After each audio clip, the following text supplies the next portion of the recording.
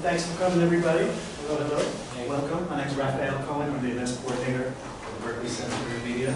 We're glad you could join us today. How many of y'all heard about it through the BCNN memos, just out of curiosity? Okay. Who else? How else? Through Tim? You know through Tim directly? Yes. So for those of you who are new to BCNN, the Berkeley Center for New Media is an interdisciplinary research center that studies and shapes media transition and emergence from diverse perspectives. Through critical thinking and making, we cultivate technological equity and fairness in our classrooms, our communities, and on the internet. We recognize that BCNM is located in the territory of Uchin. This is the ancestral and unceded lands of Chochenyo-speaking Ohlone people, specifically the Confederated villages of the Shan. I want to say that the history and prolific technological developments in this region, as in all regions, as a whole, is dependent on this land, and all of our technological infrastructures and activities take place on and in relation to this land. BCNM is committed to supporting sovereignty and ongoing stewardship of this place by Ohlone peoples through building long-term reciprocity and relationships with tribal leaders and organizations. This is our first Commons conversation of the academic year.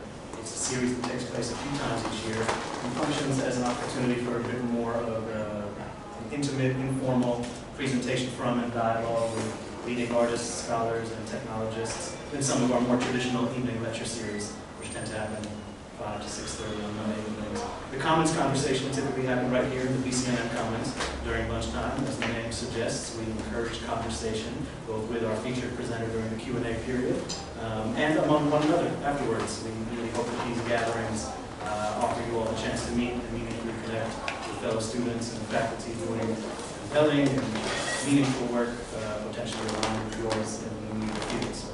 So with that said, I'd like to say that we are delighted to welcome Tim Evatt today to BCNN. Tim recently finished production designing the movie Lightyear at Pixar Animation Studio. He is an 18-year design veteran whose career has spanned both video games and animation, with credits including Toy Story 3, Coco, and Soul, to name just a few. He's here today to discuss his passion for studying visual structure in film and how to start a portfolio for animation. So please join me in welcoming Tim today.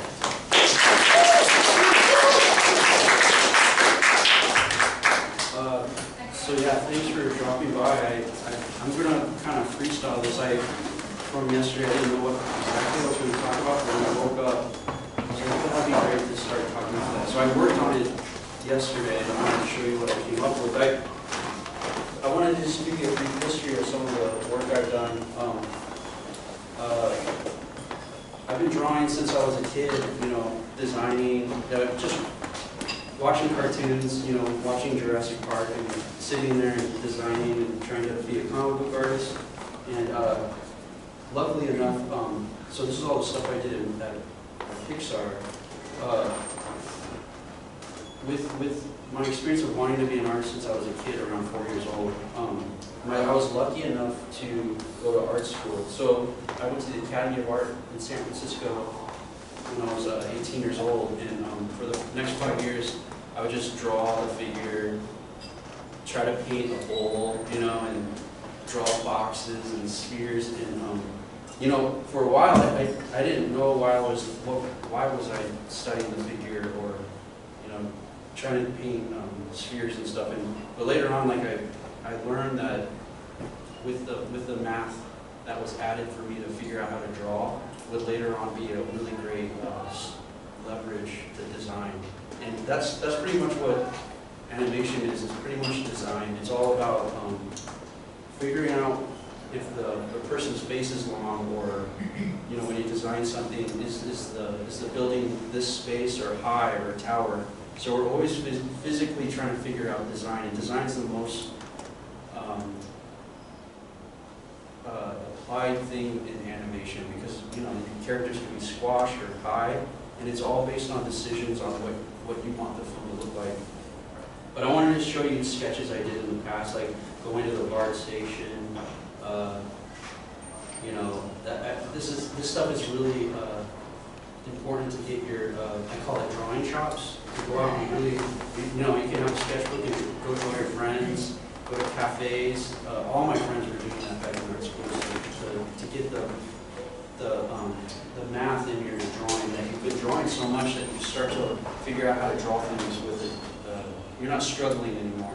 So that's something I probably would really suggest if art and design is something you really want to go in. Like start drawing. I remember in art school I would draw the shoes on the side of my apartment, or I would draw the pan I was eating food out of, or my friend would be walking across the street, I'd be drawing him, or constantly just trying to figure out how to draw. Yes, studying the hand. So a lot of these sketches are really older. Going to the zoo. The zoo's fun because you draw so many figures that going to the zoo is refreshing because you have to draw a giraffe. The head is long and the neck's the proportions are way different from a human. So it was refreshing to go to zoos and stuff to get a different kind of subject. And then, of course, figure drawing. Drawings from photos, draw from anything. You can draw from YouTube, you can draw from anything, just as long as you're studying and drawing.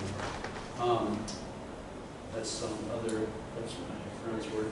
So the thing that I wanted to tell you all was when I got to Pixar, this is just for figure work, and set design's more like 3D and stuff, but for figure work wise, I saw a lot of my friends, they would just do a lot of trial and error. It was about just generating rather than trying to get something right. And I remember my friend Matt Nolte would draw a head, and then the head was okay, and then the body wasn't right, so he ripped the body off and pasted the head on another thing. So it was very dirty and messy, and a lot of times we still use analog, we still use markers. I mean, there are artists that use,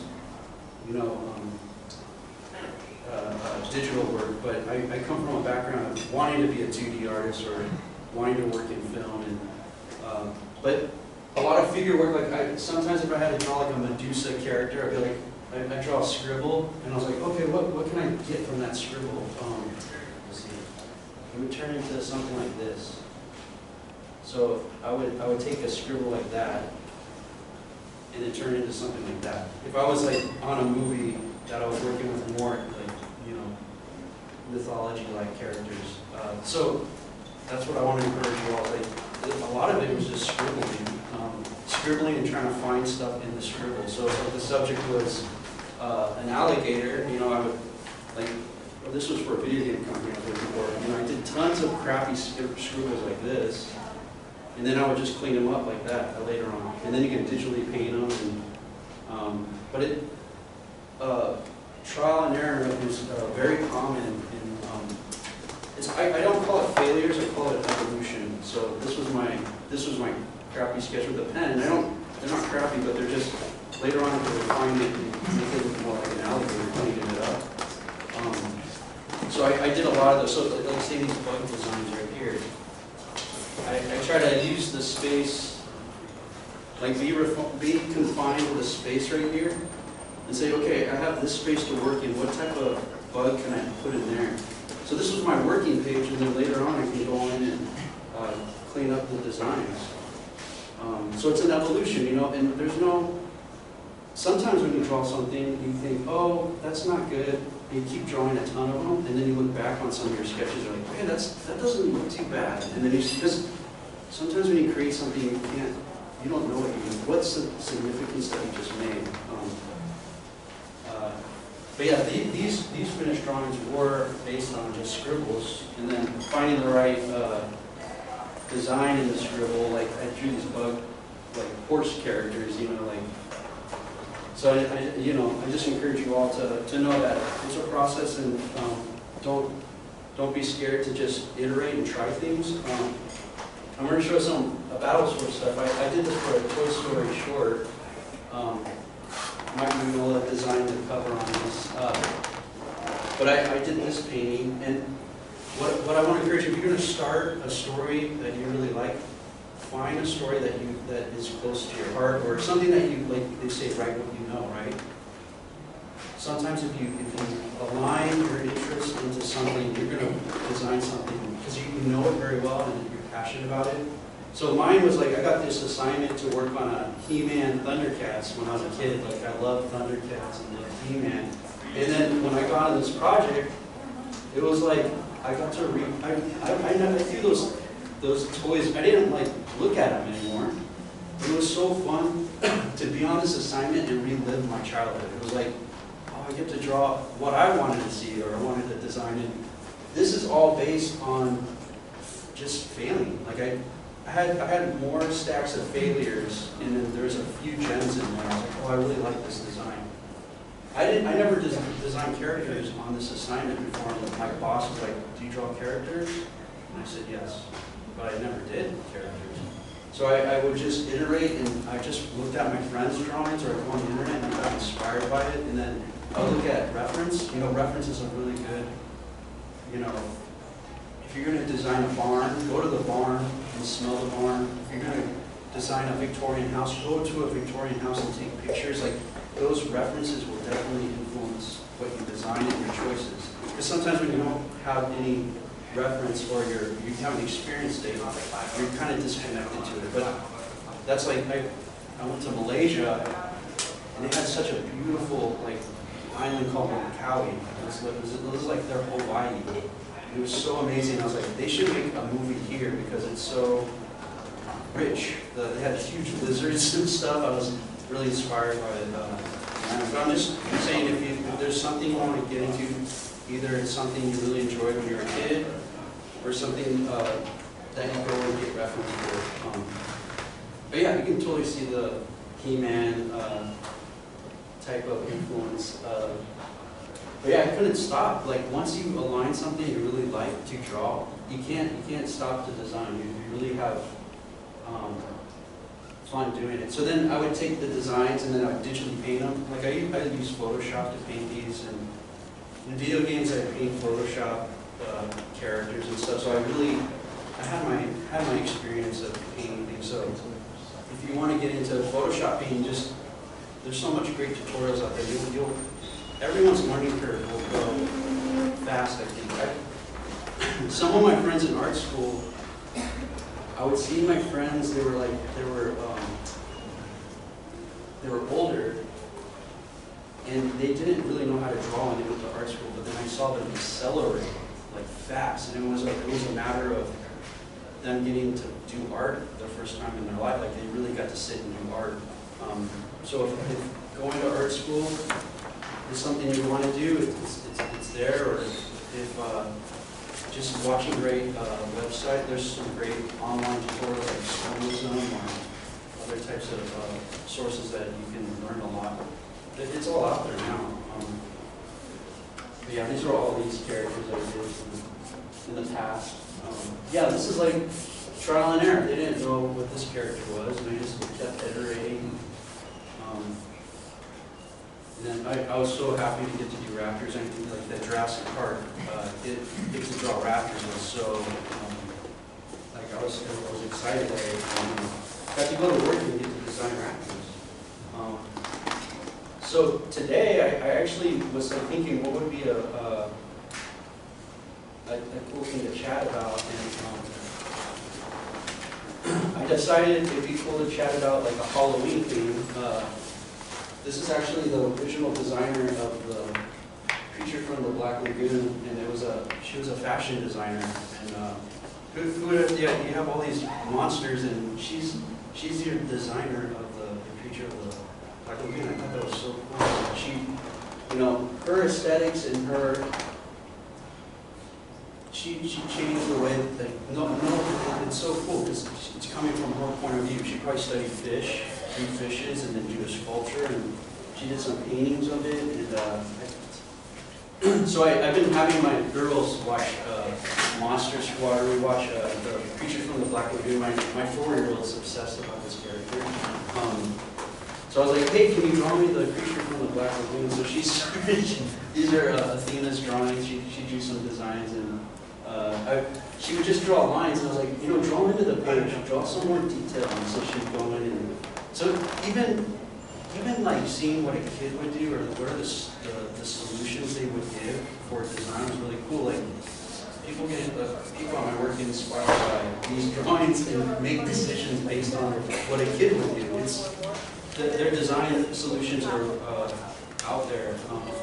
So then I was like, okay, I want to design this kid creature from the Black Lagoon, if he was dressed up as like a Halloween. So I started doing a stack of not really that great drawings, and I found these two, and I was like, oh yeah, I warmed up and got to do these drawings, and I was like, okay, so I'll take that, and then I'll try to paint him roughly, you know, and what does that kid look like without it? You know, there's so many ways you can play this costume on a kid. You know, you can have it over the head, or when we're designing a character, we're trying to think of it, how it's going to work in animation.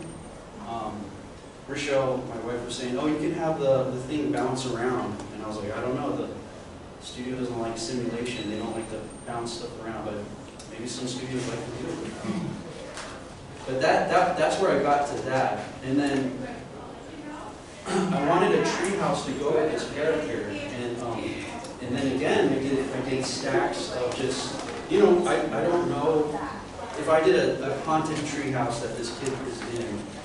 You know, I just started doing shapes, and you know what's cool about it? It's like it's not defined, but something about it is defined with the silhouette. You know, the silhouette is everything in animation. The silhouette is everything in real life. When you see someone down, why you see someone, one of your friends, they could be down the street and you know it's your friend. It's because of the silhouette or the walking that you know it's them. So in animation, we really try to push silhouette. And then just really quickly, like from this main design, I just took a picture with my phone. And then from that, I put this on a PNG. I just grabbed some textures from old barns and stuff. And then this is a little advanced stuff, but so I just, like, this is a 3D program named Blender. It's free. Anyone can download this program and start messing with it and adding lights. If anyone can use this program, it's free. It's crazy. So I dropped this card into my 3D, and then I started putting simple boxes over the design, and I put some simple textures over it. So just trying to line up the shape. You know, the shape is everything. So with the simple boxes and the simple projection of the cards that I showed you, it was able to make something like that.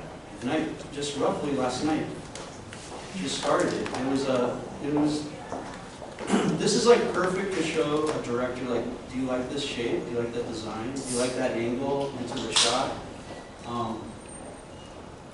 But I literally just grabbed a simple box, and you know, you start to learn some of this stuff in this program. This is where it gets a little confusing, but like, look at it, I slap that card texture on there, and you get some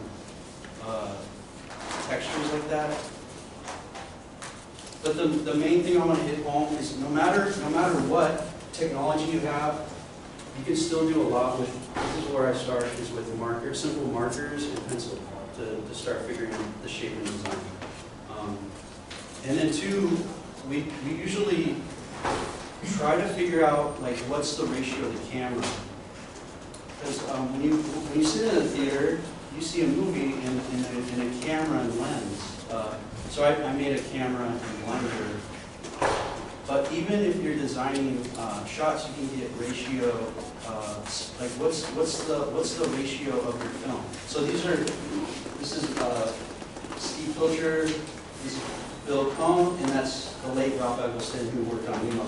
But look at, they're all working in ratio form, you know. And these are called beat boards. You just, what does this shot look like, and what does the angle look like? And it's okay to rough out different points of view of the character. If a rat is low, what type of point of view do they see in the kitchen? And it's all based on film and studying film. So if you're going to get into doing a portfolio, you always start with your main character. You know, Mike and Sully are the strongest design element of monsters, and then you design outward. So say if you did Hercules, you want to do design of Hercules and then work your way out. So, and it's okay to try things and it not work, but I'm like hammering to you all, you know, I've been with friends that do the designs with a little kid, and they'll do hundreds of designs, ideas, and they'll sit with friends and they'll redraw ideas. And so if you got an art book of the making of Toy Story 3 or any art book, and look at that book and say, can I draw something that could be in that book? You know, can you design something that could be in that book? And that's a great type of measuring tool of, is my design hitting it? This is the thing, this should do this yesterday. So we would draw together. When you all have kids, you'll, yeah, yeah, that's all part of it. So that's a pretty much, Ralph, how long do we have to? Oh, you're good. We're at 1. I'd like to leave maybe 20, 30 minutes at the end for some convo, so you got it. So yeah, so say like you don't have a story, you can actually get a novel, or I mean, everyone does Little Red Riding Hood, you know, everyone, but you can make a story for yourself, or, so for this example, I did Lord of the Flies. What's cool about William Golding, he describes it, when he reads the book, you can actually hear him describe the moments, and I was getting inspired by those scenes. I think this is a little more advanced later on, is you doing beat boards for the shots of the film. And these were all based on me listening to William Golding talking about the film, or talking about the book, and trying for me to hit moments. And the reason why I can draw moments is I've drawn a lot, but then too, like, if you want to get into film design, you don't just play your favorite movie and actually copy the movie. Just copy shots like really quick, like we call beat boards. Just can you hit the basic foundation of the scene? So like any movie from Metropolis to Wizard of Oz, in order for you to work on a film or a children's book, look at those films, look at things and draw from them, and that will help you have your film language when you got to go in and design. So I remember listening to the book, I was like, you always have the story. At Pixar, we have the luxury of having a storyboard artist that will actually physically draw moment-to-moment scenes with sound and animation. But I didn't have this for this exercise. I have a story. You know, you want to do research. So if I'm doing Lord of the Flies that's on an island, I don't know if anyone, you know all Lord of the Flies, you probably all read it. Scholars here. Wow. So 64, around 64. So lining my interests. When I was a kid making weapons in the shed, and my mom and dad opened the shed and they saw this, and they're like, "You need to stop that." And I was like, "Okay." So I'll put that energy into art, right? So Lord of the Flies is a perfect story of, you know, kids making weapons. You know, the island goes to chaos. And I remember when I was young, I remember being taunted, or, you know, a kid want to fight you, or, and I can align my interests and say I've experienced that, and I feel like I can tell that story. Of course, yeah, 1963 movie to 1990. So I would do my research. In Toy Story 3, Lee Unkrich, that directed Toy Story 3, he watched every Prison Break movie. So that shows the research that director is willing to do. He would study every jailbreak, like prison break movie to make that movie. So that's like doing your research. I did my research just for this exercise. And I, of course, would watch every movie that has jungles in it, like Apocalypse Now. Apocalypse Now was similar to Heart of Darkness. That's where all these subjects influenced Lord of the Flies. Heart of Darkness influenced this movie right now, Apocalypse Now. And I noticed in 1963, the version, there's some gorgeous shots. Sometimes today in movies, it's a little too polished. You know, it's almost like really cosmetically shot. But I feel like when I looked at the old version, there's some really cool freeform, like it almost was like filmed like a documentary. So of course you have to do research. You got to go to Hawaii, right? And you gotta take pictures and see the landscapes but use those, of course you watch films, and then you use all those to help your design. So that's how I got to this, was I just did simple shots like this, just really simple, when Jack finds the pig or Jack kills the pig. I was just going through what William Golding was talking about, and I would say, how would I shoot that in the film? Where's my camera? And just really, really quickly figure out those scribbles, and then I can take those scribbles and clean them up, like just how I showed you all, scribbling an idea, and you could Photoshop it or put another paper over it, use light blue, or you can always refine later. But this is almost more based on beat boards. Beat boards is moments of shots, and they could be simple, where you see the leaves over the eyes, or kid running away. But I did a ton of these, and it was more not failures, it was just me trying to get acclimated to the story, and me figuring out how to design this, if I was to make a movie of it, or if I was going to be the director of it. I started coming out with themes like the heart. I was like, oh, Ralphie's like the heartbeat of the whole community. And maybe if I make the tree seem like the heart of like arteries or something. That's something filmmakers do too, is they put metaphors in scenes. So for that Halloween scene, I probably would do more designs of the characters and maybe think of themes that relate to the story. So inner conflict, the inner conflict turns to like physical conflict, physically with the representation. I'll give you an example. Dorothy doesn't know where home is, or Dorothy doesn't know where she should be. So they do a tornado, right? That spins her out of control. When she's in the yellow brick road, she starts off on a swirl. Those are themes that are in the film. And I really get geeked out about how to recognize themes that I might get it wrong, or it might mean something different to me, but visually it gives you ingredients to make a scene with flavor. I think it's like ingredients to your scenes. But yeah, these are just rough sketches of moments still. I was like, oh, that's like the heartbeat, the rhythm, and then when Jack takes control, it would flatline. I was thinking of those rhythms into the shot. Or figure eights, I was like, how do you put like a figure eight type of theme into the film? And then it would break later on when the kids go chaotic. More weapons stuff. I really geeked out on the weapons. I was like, oh yeah, I'd be totally a kid wanting to use weapons. And then Bill Cohen said this was really cool.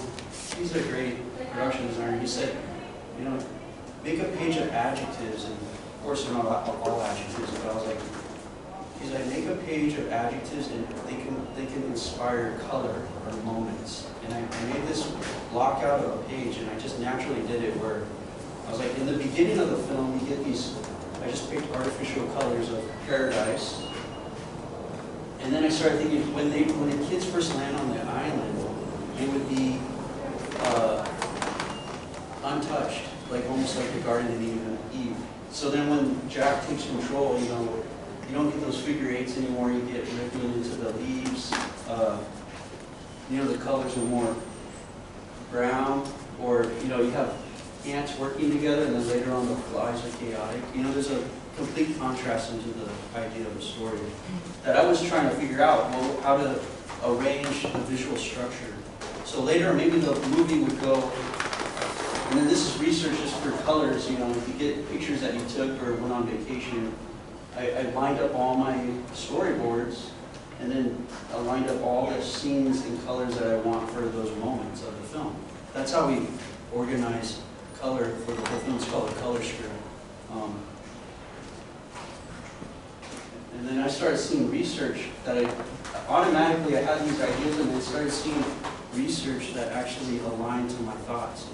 It happens so many times where you have these thoughts on how to design something, and you go into nature and you actually see these things. You're just like, how? Because nature has done it all, right? So there's, and then you can play with the plants, and you can do a lineup of all those plants, and then use them for your paintings.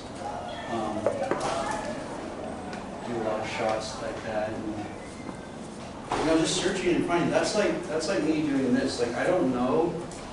It's me just doing a silhouette or shot moments, and you don't know if it's going to land. But later on, you're trying to describe these moments, and somehow you're like, oh, that one worked perfect as a theme. I like that. It's like a simple shot. You get the idea.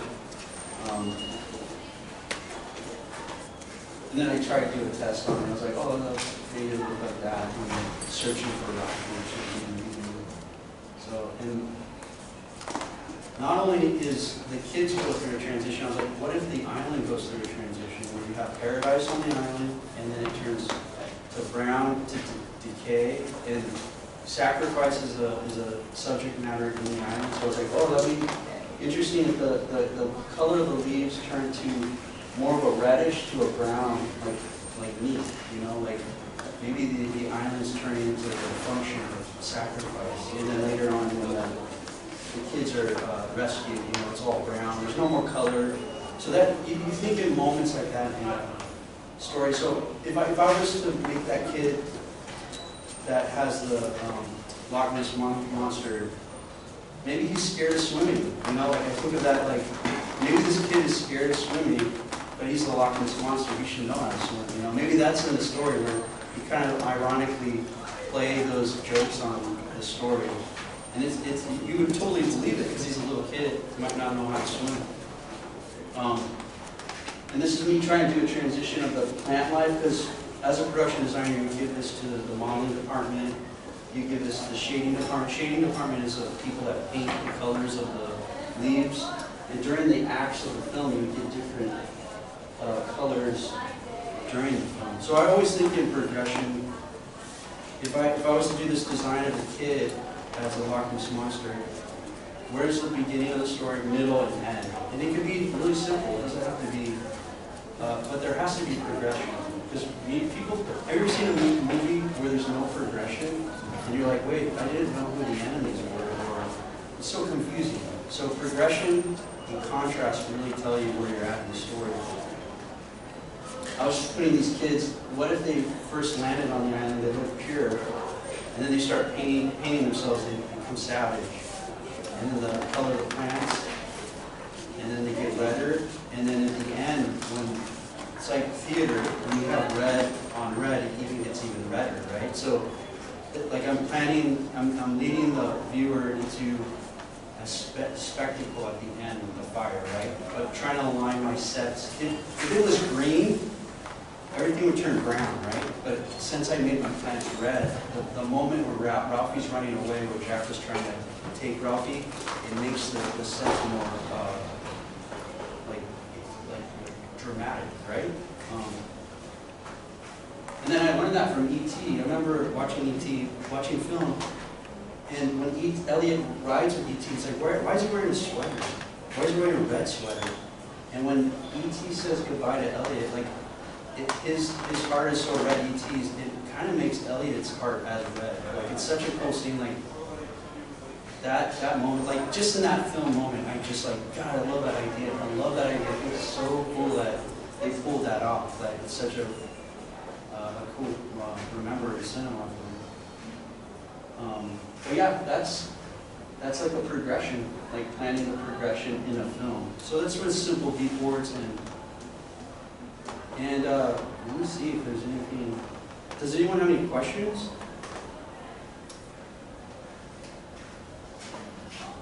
Yeah, I was curious about how do you discern between a beat board and a storyboard? Is a beat board more granular when you're focusing on that? I think a beat board is more of a moment. A storyboard is a moving shot. So maybe this is more of a key frame of the heightened scene. So it doesn't have to, like, my friend Dean Kelly's an amazing storyboard artist. He'll draw people running through a room and the room is moving and stuff, and I don't know how he does it.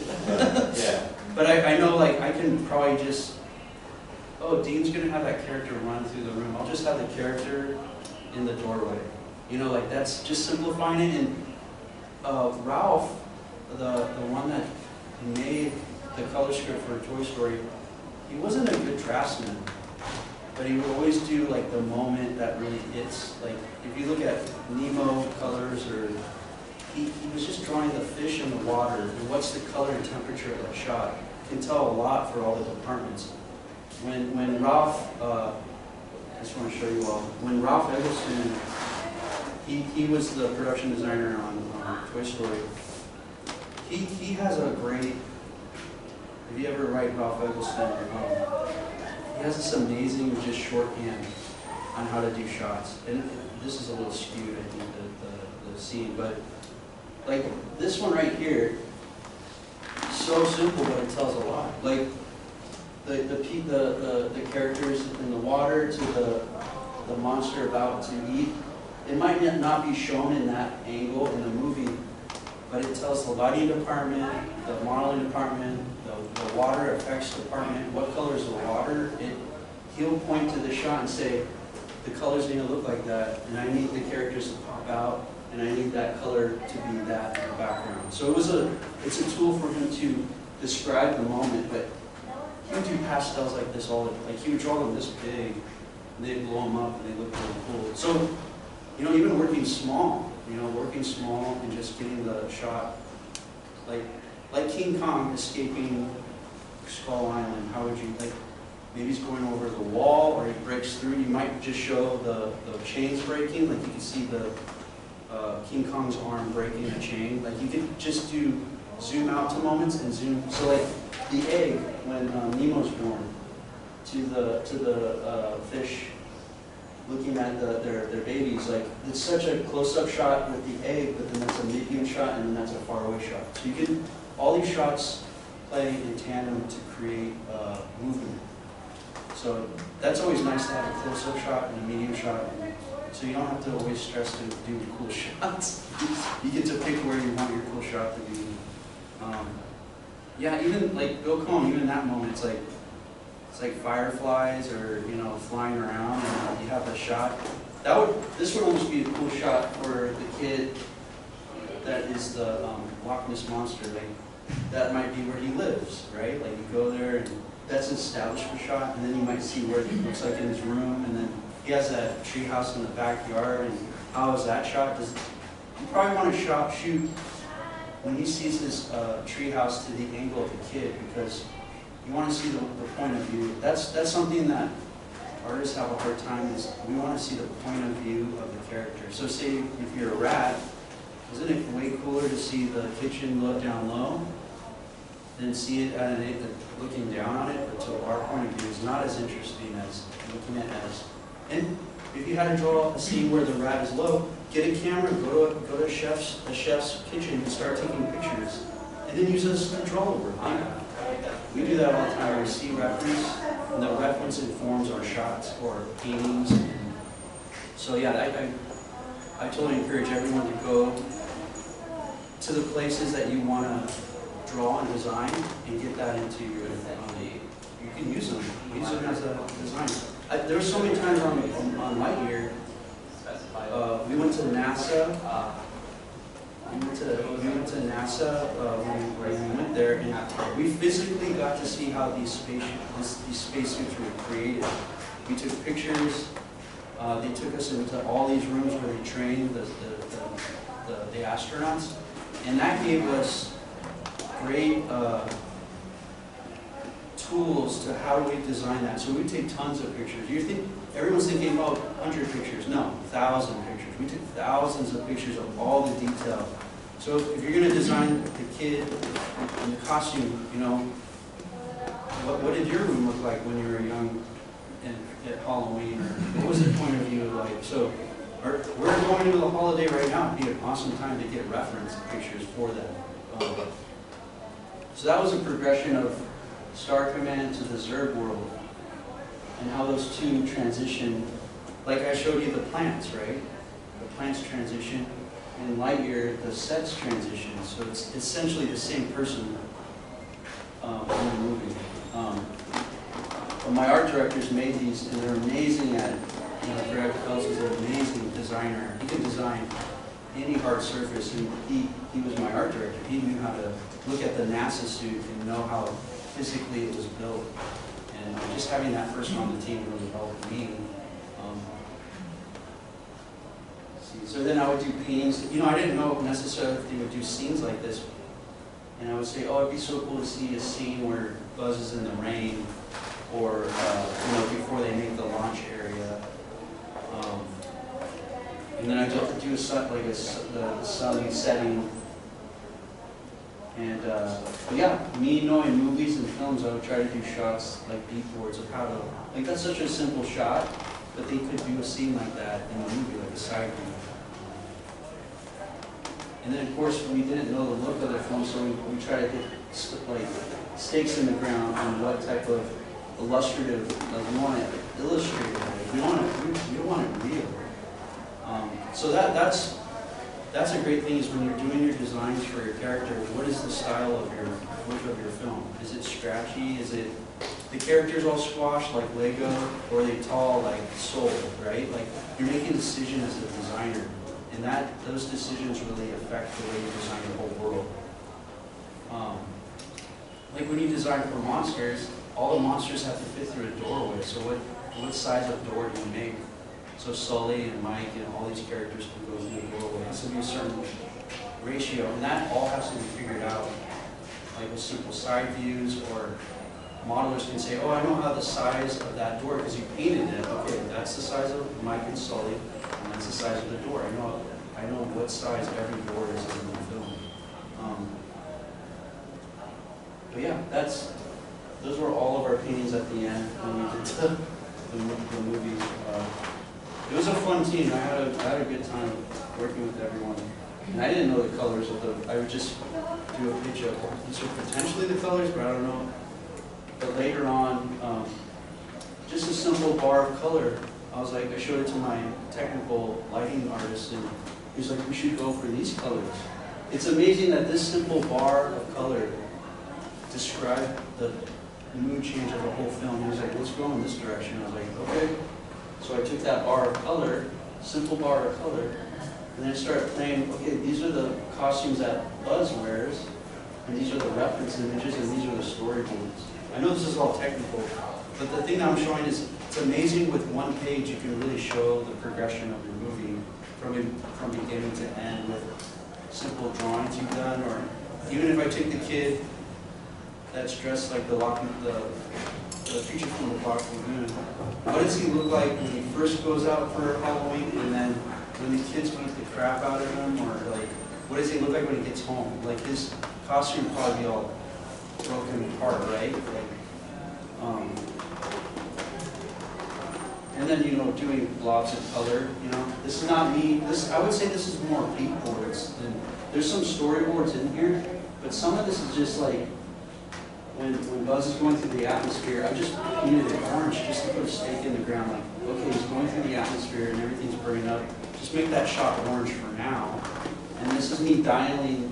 It's like playing keys on the piano, and you're like, that doesn't sound right. Maybe you need to go quieter here or louder over there. And then later on, doing all the keys for the shots of the film. That bar of color was essential to know what kind of temperature I should go. And that's, you going out painting and learning how to see color. It was a good experience to get to do some keys. This was for the Art Of book. So during production, they were always asking for something for publishing or for toys.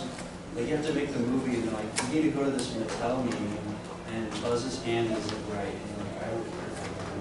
Some kid will care about it, right? And that was my final piece with Ian Gibbons. He was my lighting DP, and it was just the same as Lord of the Flies. When I did Lord of the Flies, I was like, now I know how to do Buzz. It's like progression-wise. So I just gave you like a macro, like, zooming out to simple elements to zooming to a full movie. That's production design. This is like simple close-up of characters to what the whole film or your book would look like. But I just encourage everyone, like, if you're going to do a little story, it's okay to do a little story, because a little story has as much problem solving as this. So a little story can solve huge problems as what a film can. So, like the old lady in the shoe, or you know, like some cool fairy tales. I remember people at my work would do exercise on color keys, and they would take where the wild things were. Just the wild things. When you look at that book, it was not colored, but it was a good stepping stone to already have a story and do a color script to where the wild things are. You have the characters, you have the moments, like a beatboard shot. But yeah, that's what I would say. Yeah, as you're all talking about this, I have like this question of like day to day, how do you decide what you want to work on or what you're going to work on and how you're going to work on it? Like, do you have some sort of like routine that's based on what's due or like deadlines? Like today I have to work in Blender or do this, or today I have to deliver this, or is it more like free form? Like, you know, I'm going to work on a passion project today, or I'm going to try like an exercise or something. Like, what do your like work sessions look like, and how do you organize them? Yeah, Pixar is a very flexible place. Everyone has their, I mean, people do yoga, people do boxing, people go swimming. Like, the flexibility there is really like, there's people that do amazing things and they're swimming. I'm like, how do you have time to, I'm someone that I have to sit at my desk and focus. Being production designer, it was fun because I oversaw art directors to artists, and I really got to pick what I really wanted to work on. It was nice to go to work and say, no one's behind me. You know, I don't have a boss. I get to go to work and figure out what I really want, and that might be the colors or the moments, scenes, and I really just to solve a problem that I knew that needed help. Like say, like you go out and your car has a flat tire. You're like, okay, I know I have to fix the tire to be able to move the car, right? Like I feel like that's what I was trying to solve problems at the moment, but thinking ahead too is something that I had to do in my seat. But artists usually are given an assignment. So I would have like 15 artists on Lightyear, and I would say, okay, Randy's really good at painting. I want to give him all the painting shots. Grant is amazing at, mechanics. I want to give him Buzz the suit. Maria Lee is amazing at coloring skin tones and knows how to, like, I would give all my characters to Maria Lee. She knew how to paint anything with surfaces. So it kind of like you have your team, you've got your team, you kind of like, oh, I know what you all should do. Like you kind of just, because I've known them for years. But yeah, and usually when you have an assignment, they're like, okay, Tim, you have to design the Loch Ness Monster, or the black, the monster from the Black Lagoon, not Loch Ness Monster.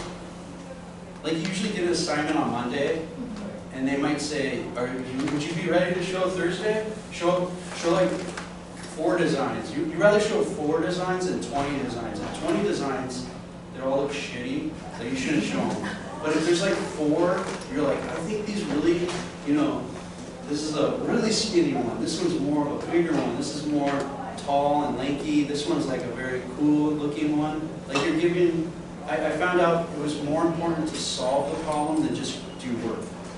I got more of a praise when I was solving the problem more than trying to be flashy or do art flashy.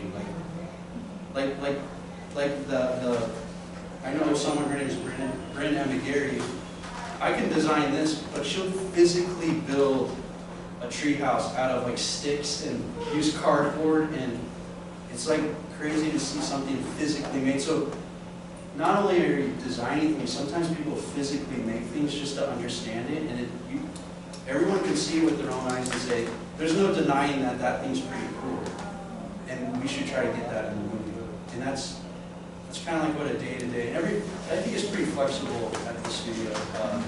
It gets in hard times when you have to get a deadline. I remember Lightyear, Rochelle wanted me to go with the girls to Mariposa, and I was like, I can't, I have to get 50 paintings done by Monday. But it was fun, because I already had the shots, I already had overcast scenes, I just had to put lighting into the scenes. And I never freaked out because it was fun to think like, oh, I get to really determine, is this room warm color lighting or is it cool color lighting? Like you really, and it's based on your experiences. But Since being there for a long time, I've learned a lot, and yeah, it's just based on experience and getting to. There's amazing talent there, and they do many things. You know, so many hobbies that are inspiring. But yeah, it's pretty much it's like a job sometimes, but then there's times where it's like, oh, I get to draw raptors. Hear about what the process is like when you're making design decisions. Is it based on staying virtually honest to the character or the world that has been designed? Like what goes on when you're trying to figure out how things are? Design ones, yeah. Like, has anyone seen Paranorman? It's a Leica animation. They set their design up like one side is like kind of off. Like everything has one eye smaller or one eye bigger, and that was an aesthetic they chose for that film. Maybe because it's like awkwardness or weird. For like Edward Scissorhands, they picked that like noir palette because Tim Burton likes that, right? It's all based on his aesthetics, and depending on the director, they might want the film to look a certain way, or they might not even know. The person I was working with, he knew what he loved and what was his experience growing up with the toys and stuff. So I kind of had to cater to that. But sometimes, like Harley on Monsters, they didn't know what the monsters would look like. Harley provided a style to them that influenced it, and I think it's just based on people's interests. So I got to be on this film, and I had an experience watching Predator or RoboCop growing up. We got to make an action movie. That was like I got to live my action movie playing on this movie. But you get someone like Rona on Red. She does Turning Red. Her experience of living in China and her knowing her family. She was that character. And she can pick details and designs, aesthetics, like what did they watch when they were growing up, and what were they influenced by. It was exactly like me being influenced by Thundercats and He-Man. She was influenced by all the shows and the boy bands, and I would not be good in that. It would look too serious if I was on there. It would be more scarier. She had a great aesthetic for that movie, and I think it's all based on people's taste. And that's the cool thing. There's no rules to the job. That's the cool thing, is that everyone has a unique voice that they can apply to a movie. That's what's cool, is someone might have an awesome style, but everyone's tired of that style. Someone might have a style that's not even that appealing, but some way it is appealing, and they get in the movie, everyone loves it. It's like creativity or a great story. It's not for someone to control. It's based on timing. But I think it's your taste that when you get on a film. If you're on Frankenstein, a Frankenstein movie, what are influences you would draw in? Or it's good that you have your point of view. So the woman that designed the creature of the Black Lagoon, we would not have that design if it was a man. A woman figured that out. That's cool. That is so cool. Like, with just that change of design, you get a different character you would never think of, and it totally holds the test of time of a great monsters. So it's like, that didn't come anywhere. So yeah, I think it's, yeah, your experiences and your taste. Oh yeah. Wait. Yeah, what are the main components of a portfolio for 3D animation? How would you structure this portfolio? Good question. I would, so say you have a main character is number one. The main character will help the look of the film. So what is that character? And it's okay to do different versions and looks, but you're trying to figure out what that main character is. Like Dorothy. Dorothy is the main character of Wizard of Oz. What type of look would you give Dorothy that influences the whole film? Number two, you watch a film and you think, what is the hero set? What is the set we go to over and over again? And for my movie with the kid that dresses like the creature from the Black Lagoon, it would be this set. Like I would want this to be, this would have to be figured out to the nines. Like you don't want to go into the house, you want to go into the structure or look underneath. You really would want to figure, it's, I can show this on a portfolio, what I did on Blender, and start painting over it and detailing it and showing different angles and points of view. This would be a hero set.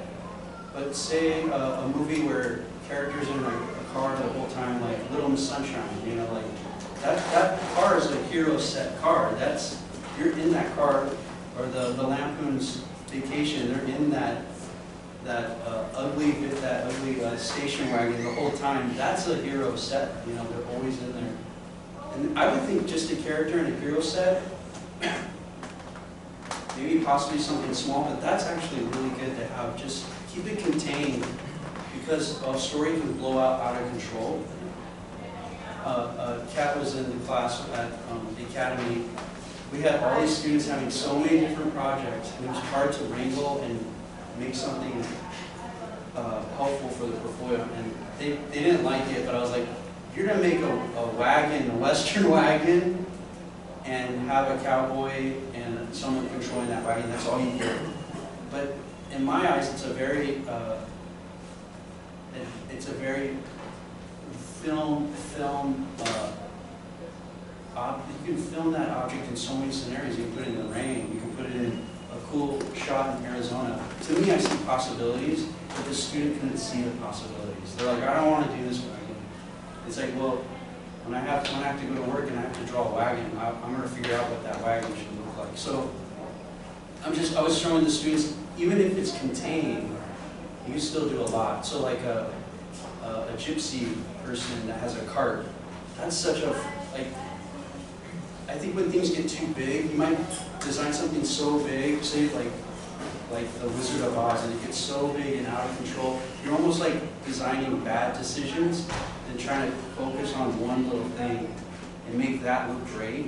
It's very attractive to people that are in children's books or even animation or video games. So test yourself on one little thing. It's totally fine to design, like if you're on Nightmare Before Christmas, how do you make all those objects look scary? That was the assignment for all of them. Like, how do you make a pen look scary, right? So it's like, that's a decision they wanted for the film.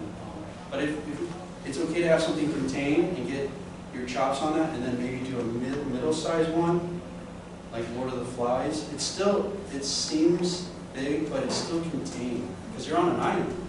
But then if you really get into it, a city or something is like, but you can still get a job with your little cart and Lord of the Flies. Like that's still a great chunk of a portfolio that people will be like, oh, you can draw props, you can draw characters. Heck yeah, it was fiery. You know? So yeah. Oh yeah. Yeah. Hi, I'm Rebecca. I'm really excited to be here because I really want to go into digital development in the animation industry. So I was kind of like wondering more about your design process, because I personally have only worked with like creating silhouettes and like making like different kinds of shape languages and drawing based upon that. But I see that you're also like utilizing like scribbles and also like even your kids' designs to help like aid you in the design process. So I was wondering like what is, I guess, like what design process works best for you for like a particular purpose, and why would you go about doing that instead of maybe any other technique? I would say all techniques are on the table. Like silhouette is good, but if you can figure out what the details are, like have a version where you have the silhouette pass and then you've solved problems of what the eyes look like. And watching tutorials of other artists, they work totally different. Like Daniel Ariaga would totally draw something like this, throw another sheet of paper and re-correct it. Or Noah Klobuchar or even Ralph Eggleston, they would just take this and use whiteout. They would just start detailing this. Sometimes I don't like to detail my sketch because I like to keep it and then Photoshop it. Like, so I knew an amazing artist named Tim Lamb. So I would draw this design, say I would draw this design, and I would draw it really small, because I can't see the design. because I have to draw it small and then blow it up, and then if I see the correct shape, like there's perfect balance of straights, curves, there's a balance to things where if it's too symmetrical, you want it asymmetrical, things break up, it's just natural. But I knew an artist named Tim Evatt, he can draw this just like blue, he can just draw this and make it look like a perfect design. But I can't, I've tried that, he's like a Mozart, like he can just draw it out and then ink it in and it looks phenomenal. I can't do that. I'm like a Beethoven, I have to try something, erase it, like try it again, erase it, like I evolve, or I have to try so many crappy drawings, and then I'm like, these are all crappy, and then I walk away, and I come the next day, I'm like, oh, that one's not too bad. Like maybe I think I couldn't see the potential when you first make it. But yeah, I think it's almost experience, and just keep like having sketchbooks, or go to watch all the making of movies. I remember when I was a kid, for some reason I was always attracted to the making of films. Like I would watch a movie, but I would always want to know how it was made. And that really inspired me to want to create. Like just seeing how other people worked was inspiring to me. So it's maybe like that Musashi. Musashi was that great swordsman long ago, and he said, all art is based on timing and rhythm. He's like, if I can learn from a pottery, if I can learn from someone that does gardening, that art will help me to be a better swordsman. Like I think it's kind of like that. Like if you go in and get exposed to different artists, you're going to find someone that kind of tends to your style, and they work in a similar way, and that will influence you. This is all based on me working with Tim Evatt. I love drawing the blue, or I love drawing with the pencil. Like it was my experience that really, just the people you're around will influence the way you get your job done. It's like whenever you hang out with people, they either give you superpowers, right? Like have you hung out with people that are so good at what they do, you start doing them, and you get better. Like I've hung out with artists, they're so amazing artists, and I hang out with them, and I get some of their superpowers, you know, like, it's kind of fun to have that happen. And there's some people you hang out, and they take your superpowers, right? So you gotta watch out who you hang out with. So, related to what you just said, when you're fixing a graphic design, and you create photographs, do you use filters? Yeah. Yeah. That's how you fix it. Yeah, or try something different. There's this great filter called Topaz. There's a great filter. It's a really cool filter.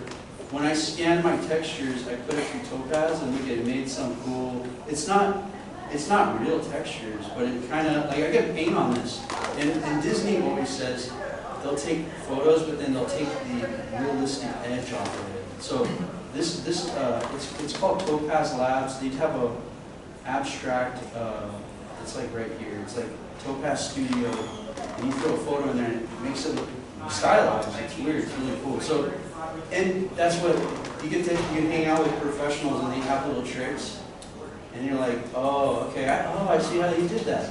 Oh, okay, like, oh, okay, that, I remember Armand Baltazar, he did this amazing painting of the dinosaurs on a farm. I was like, oh, that's such a, how did you paint that? And he wouldn't tell me. But then I saw this movie called Days of Heaven you were referring to, and I saw the bottom portion. It's about people on the farm. It's a beautifully shot film. And I was like, wait, that portion of the bottom of that film looks like this painting. I'm like, oh, okay, wait. He took the shot of Days of Heaven, took out the people, and put dinosaurs. But it was so smart, because I was thinking, well, the shot has atmosphere, it has color, and it isn't the shot because he took out all the people and he added dinosaurs to the shot. I was like, that's a professional showing his magic trick right there. I was like, wow, and it worked. It looked like an amazing painting. Oh yeah. Yeah, I was wondering about the style of the films. We were talking about earlier how turning red is kind of a new style because of like the director's own background, like in Chinese, like the American stuff. And like Pixar kind of has had like a similar style, but it like evolved over time. So I was wondering, like, as someone who's been working with like Pixar and Disney for a long time, is there anything you can do to want to see in the future? Yeah, I mean, what's cool now, the wall is broken, and I feel like the whole world is making amazing content. Like, the animation was not unique to Pixar anymore. I called it the Amish land for so long, where Pixar was so closed into their walls. But now the whole world, like, Disney gave some of their technology to Disney. So, and, you know, I'll give you an example. The director of Soul went to Spider-Verse, you know, like, so in a way Pixar is going to other areas, and it's almost like we are, the industry is growing. The new age kids are coming in, and I feel like when you're at a studio for so long, you almost don't want to try things. You know, we have people there that have been there since the 80s. At Pixar. So it's been there for a long time, and it's hard to tell someone that has all the tree textures for years, that how to make the tree look real on Toy Story, and now you're telling them you can't use any of your tree textures. They just can't. But then you go to Sony or other places that they have to keep evolving fast and try different styles. You have new kids coming out that are people that have been in the industry too. They're solving problems because they want different looks, and I think Pixar is definitely in a place where they want to expand more and they want to keep pushing it. But it's hard to get out of the Cadillac. But the Cadillac is the main facility, right? Like the old building, the buildings that the infrastructure that has been there for so long. You have a history of them building these programs that they don't want. It's going to be here for a while. But I think they're going to break out more and more stylistically. I think Pixar should do more stylistic styles, but it's hard because Pixar designed a thing that's called global illumination, and it's to make this room look real. But then the industry changes, says, I don't even care about real. Let's go abstract. Like, let's go this way. And Pixar's like, no, we cannot change this because we have this. And it's hard for them to pivot. They're almost like the British Army, you know, like, hold, and then you have the guerrilla warfare people getting to like run around them because they established their empire. It's going to be interesting to see in the future. I have a question about collaboration and teams. So I think all of the Pixar movies are like based on the collaboration of teams who created all of that. But sometimes I think, oftentimes like when all of the talented people are grouped together, they tend to have very different meanings. Like, let's say storyboard artists see the story as this, like this progression, speed, progress, etc. And the director sees the story in another way, and the set design artist sees the story in another way. So, for example, if the storyboarding artist give all of the storyboards to a set design artist, and artists just can't figure out like how the story is going to be. Like, I just don't understand how the story progresses like this. And the director may get all of the set designs and say, hey, I don't understand how the story came out like this. So how would like people who have, and all of these are based on people's personal experiences and their own researches. Like this person sees, I've grown up in a family like this, so naturally they would think a family relationship is somehow like this, and another person grows up in another family and they have like a feeling of a family relationship. So how would, like in order for a movie to work, how would like you work in Pixar often like group these people and talk it out, like make people agree on it, or like at least like work efficiently for in a story? Yeah, let's take Brad Bird that made Incredibles. He thinks storyboarding is the most financial cheapest way to get his movie out into a form where you can watch it in the theater. So he really believes in storyboarding, where he comes from animation. In order for a shot to be locked, is that they have to figure out the angle, the amount of people in the scene. So Brad will stay really close to his storyboards. So any person that goes on to do the storyboard will be approved by Brad. Brad will approve it, and everyone knows once Brad drops it to the next department, no one will question Brad. Because Brad is like, yeah, it's Brad Bird. Like, so that's why I think on a Brad Bird film, everyone kind of gets in line. With Pete Docter, who worked on Monsters and Soul, he's someone that doesn't know what he wants, so he'll have everyone iterate a lot, and he'll start blocking scenes, and it might not be the right moment in the movie, and he'll switch it out with another scene. Pete Docter's more organic in his process, and you don't know where things are going to land. So everyone that are working on the scenes, they're trying to anticipate if that's the scene and start moving ahead, because the movie has to get done. But the director doesn't know that the teams are moving ahead, but they won't tell him. That scene might be blocked out, but they're trying to think, like, we need to build a set in order to make our deadline. So I think when things don't work out, I think it's based on dysfunction. It's you know, we all in a team effort, once the movie's done, everyone will get reports about each other, or if things are not really working, everyone will point the finger. That person is the problem. You know, so I knew that on Lightyear, when I was working on Lightyear. I've seen my friends, you know, badmouth them on the front, I've seen people, and then when when things didn't work out on the movie, guess who they pointed at? They pointed at that person, saying, get that person off the movie. I knew how to make allies.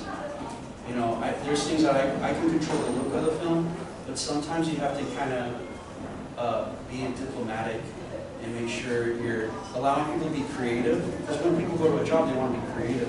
But if you're taking that creativity away, pushing too much control, you don't get good work out of it. So the morale, you want the morale to come together. And you want people to be on the project. But if it's all based on the system's not working together, I think it's based on dysfunction or either inexperience.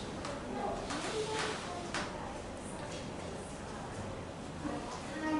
Speaking on style and production logistics, in your first few slides, I noticed that you're talking about some of your influences when you moved to an island in Malaysia, and also I noticed you design some illustrations that look like Angkorian bas reliefs, and that kind of reminded me of Raya the Last Dragon, and I really admire the film, and I was wondering if you have any knowledge about their production process or what is going on with it.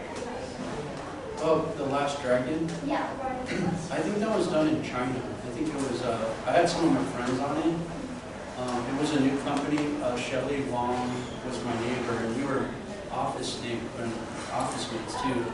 And she became the production designer on that film. And she said there was a little bit of learning the process, and but yeah, other friends were on it. So it was a definite new studio that made that film. But yeah, they did a good job with the story.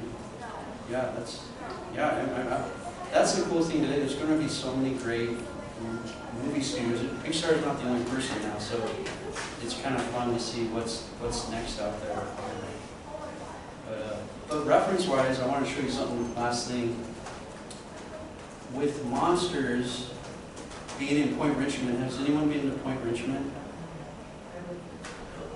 It is the smoggiest. Chevron station is over there. So just location alone influenced the Monsters world. So Pixar used to be right by the Chevron station in Point Richmond. You can always go there. But I was noticing okay, that's where Pixar used to be in the shot over here. But this all influenced Monsters, Metropolis. So I was like, oh, that's the Chevron station. That was it back in the day. That's the Chevron station today. And I was like, oh, I took pictures. I was like, oh, look at the beautiful gas smoke, the light getting in. And then I noticed, I looked at old Pixar things. I was like, oh, there's Tia, and they all have hard helmets, and they're getting all into the smoke stuff. It's like, but that's Harley Jessup, and that's Tia's painting, and that influenced the shot in Monsters, and that's Dominique Louise, an amazing pastel artist, and they would tell him, go outside and paint the smoke, Dominique, and then, Tia hit that color, like for that looks just like one-to-one color. But I noticed, like, yeah, the old pictures, they had hard helmets, and then in Monsters, they have hard helmets, right? Like, just their experience alone influenced, them being close to that refinery influenced Monsters. So it's like, everyone has this unique background where they grew up, or they're around interesting things, or it'd be interesting to go into your library of things that you've experienced that was unique, and maybe illustrate them. It can influence, like E.T. influences Steven Spielberg's life growing up with his parents breaking. That's like, yeah, that's pretty cool. I was just pointing that out for Pixar history. So you can thank the Chevron station for influencing. Probably have time for one or two more questions if anyone has. Raphael's like, cut the camera. Nah. Please. I think we got one more. Oh, yeah. I'd love to hear about what it's like going from the game industry to the film industry. No, it's great. I was on a game called Wolverine with Tim Lamb back on Activision. And what games is, it's almost like you want to do an illustration of the character jumping from one platform to the next. Like gameplay, you almost want to show the possibilities in the illustration. Like when you saw the Lightyear things, he's just standing there and there's the shot. But in gameplay, you want to show the potential of where the characters can jump from A to B to where they're going. And I had to do some animatics of Wolverine going through scenes of slashing sentinels and stuff. And when I applied to Pixar, they wanted me, because I had a game experience, because they wanted to bring in new people that had that experience. I only worked on I worked probably like 4 or 5 games that made it, but I mean, most of the games I worked on just got thrown away. And that probably happens a lot in the game industry. But I felt like similar to games wasn't really a big difference in going to film. I feel like anyone in games can work for films. There's amazing artists out there. So, but yeah, I feel like they're pretty similar. And I mean, now movies are trying to get influenced by games because games look like films now. They're so cool looking now. Yeah.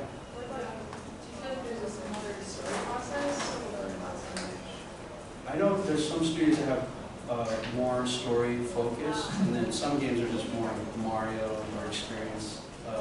But I know like Epic Games and all those places have like pretty legit, like live action games. Yeah, I think games are a force to be reckoned with now. I mean, one game can make billions of dollars. Sometimes a movie at Pixar doesn't make that much money. So we're in those times. But yeah. Are there any other questions? Yeah, I just had a quick one on the topic of references. Do you have any particular software you use for curating and cataloging all those different? Yeah, I know there's a lot like this, but I was using what you would call it? It was called Bluescape. It's like an endless artboard. I don't know if I can show you this. Oh, right here. So I can show you this. This is, let's see if I have the internet. But they they have a lot of great art boards of this that you can go on for. I mean, this is like a Lightyear. This is what I would do for Lightyear, is just organize. So I go to here. You see. So I was doing like a Leonardo da Vinci project in the past. So yeah, so like I would go online and find. So these are some of my art pieces, and then I start to find references. But like it goes out to like, oh, I want them to be in Florence, and I start arranging these pictures of just endless reference of like, oh, contraptions or so yeah, bluescape. Yeah, I mean like all the other projects. It goes on. I mean, you can have projects where you have tons of references. So I was using this, but they have ones that are exactly like this now. So I think it's yeah, and I've gotten used to using this stuff. It is so cool to be like, okay, I'm going to take all this stuff off of my computer, and then I just need this picture. I'll download it and not have to back up some of your computer stuff. So yeah. Some of the Lightyear stuff went on forever. So tons of references, tons of pictures. And, you don't use like Adobe Bridge or any like particular image tagging. Yeah, just something simple like that. Just bluescape right now. But do you use something? I've explored a few tools, whether it's Adobe Bridge or there's one called Real that's quite intuitive and great interface for making and tagging. Also, Arena is slightly different, research-based, Facebook curators. I had one where this one was a Lightyear board, and they were getting rid of bluescape, so I was like, oh crap. So I had to go through. This was like, let's see if I can zoom out. This was like a bluescape. This was like a Lightyear reference board. You know, like, yeah, I can keep zooming out.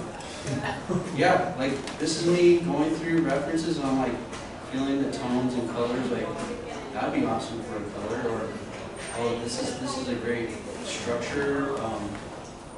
And this is the extent of like what an animation movie is like. It's like there's no stone unturned. Like going through scene, like I was going through refineries. And this, if you look at the movie Lightyear, this scene really influenced the scene where they launch into the launch bay. We got influenced by this Russian nuclear site. Just amazing. Like it's not typical colors. Yeah. Does the team have any philosophy around managing the digital and the tactile, like bringing this into mood boards and printed out substrates within the studio? Like we'll get influenced by this, but I can give this to Greg Peltz, and he'll make a room feels like this, but it's not like the reference. Like he would build something like this, right? Like he was doing these pages right here. So he was doing stuff like that. This stuff feels like that, but it's not literally. It's not literally that, right? But if it's lit in colors, it's going to look way different. So I think we're just getting more influenced by the palette and the color. But this is an important thing, is that you can tell a story with just references. Harley Jessup, he does art. For Coco, he had amazing references for Coco. And so he was telling stories through his reference. So you can see like it totally influenced the way the film could look. So if you're making a story or movie, it's okay to grab the pictures you want and start arranging them and going through which ones you want. Yeah, I'm like a picture savant. I know I can see, I've seen paintings, I see people do paintings, like I know exactly where they got that. Just show them to them, like, or, I've seen films where director will reuse a shot, and like, I know what shot that is. That's where they got it. Yeah. I've seen people take photos or art, and I know exactly what art they took from it. I can call them out if I want to. Are you using Midjourney or any generative AI tools to? I messed around with it, and I've worked with a guy that looked at an avatar, and he's doing research in I mean, it's going to get to the point where AI starts generating 3D models. But the thing what an artist can provide is aesthetics. I think it is mind-blowing what it can do. But say if I give an assignment to an artist, oh, you generated it in 3D or in Mid-Journey, can you turn that design around? Maybe one day Mid-Journey can do that, turn designs around. But there's something about the aesthetic that is not, it might not be right, but sometimes it can influence things. I think there still be a decision on the artist, you know, having taste. Because sometimes I see, like, I'll give you an example. If I told AI to generate a cowboy town, it might look like a cowboy town, but is it actually structurally sound to what the actual cowboys made? And the AI doesn't understand why humans use structure and surfaces and stuff. Like, it will get there, but it's still learning. Yeah, we're in crazy times. It is crazy with, but they're gonna have to regulate it. I mean, Tom Hanks came out with that commercial saying, "Hey, they used my AI avatar. They didn't ask me, or the regulation, the actors, they're gonna have to regulate it somehow because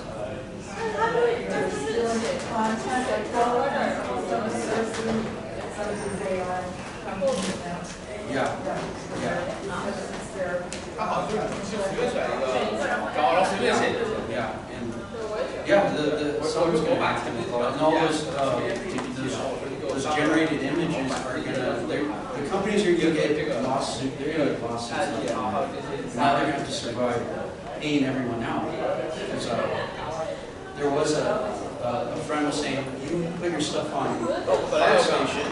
ArtStation has a thing where they can distribute your art to a third party, and that could be.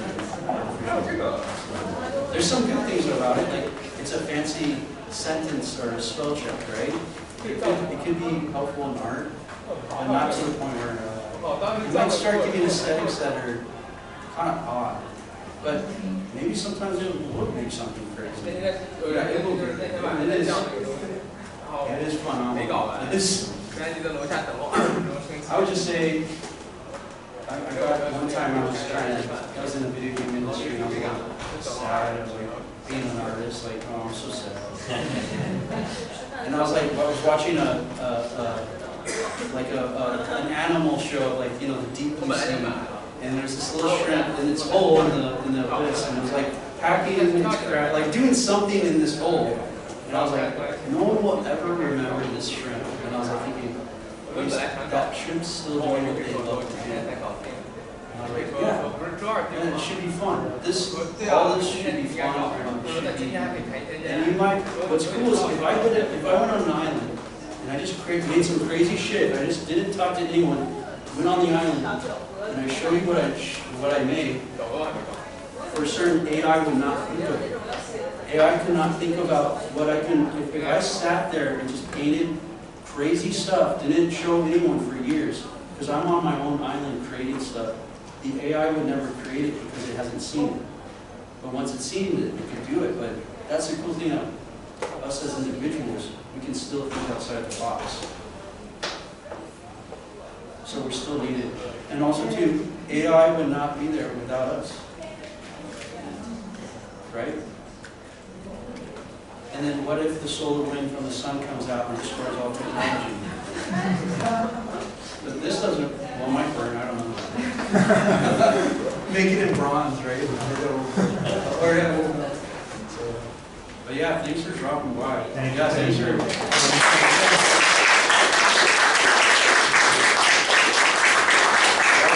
Thank you so much for letting me drop by. Absolutely. My pleasure. Have fun. Thank you everyone for coming. Appreciate it. Thanks. Much appreciated. If you didn't have a chance to sign in on our mailing list, if you'd like to learn more about BCNM or other events that are coming up, please do so. It's right by the door. On this very topic that we just ended on, we've got a roundtable discussion around AI and the humanities, around generative creativity. We've got a couple weeks in the town center on October 11th. So yes, please sign the mailing list. Check us out at bcnm.berkeley.edu. Lots of good stuff coming up for the remainder of the semester. And thank you again, Tim. Much appreciated. Well, thank you.